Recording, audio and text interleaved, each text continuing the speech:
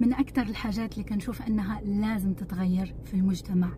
هي: أنت رجل لا تبكي، أنت رجل لا تظهر مشاعرك. طيب إذا كان الرجل عنده دموع، معناها هاي فطرته، الله خلق له دموع عشان ينفس بيها عن مشاعره، عن مشاعر الحزن. التعبير عن المشاعر أيا كانت هذه المشاعر هو ليس ضعف، هذا طبيعي، الله خلقنا بهذه الطريقة. فبالعكس، كل ما عبرنا عن مشاعرنا كل ما كانت حياتنا أسهل وأيسر. كثير من الأمور والعلاقات تتعقد بسبب أننا لا نعبر عن مشاعرنا، نكتم، وبالتالي هذا الكتمان يصبح غضب، يصبح عنف عند الرجال،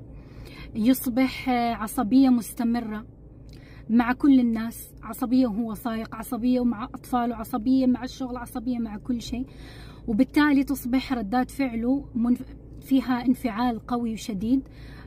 وهذا يؤثر على علاقته، طبعا يؤثر على صحته الجسدية مع العقلية والنفسية، هذا طبيعي يعني شيء واضح. كذلك المشاعر عندما نكبتها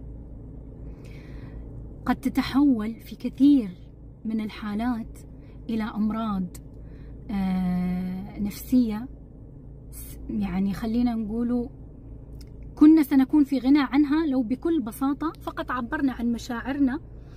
وعبرت في أي علاقة: أنا أحس بكذا كذا،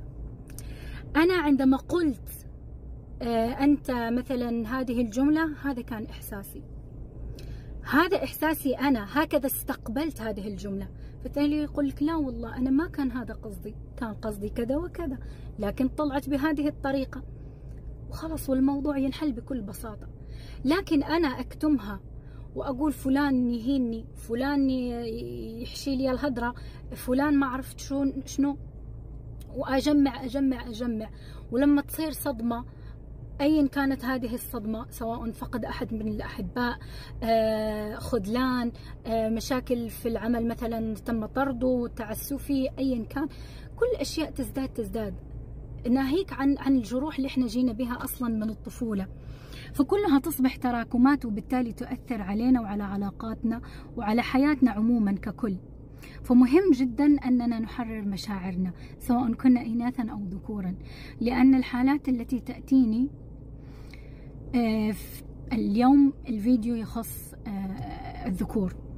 الحالات التي تأتي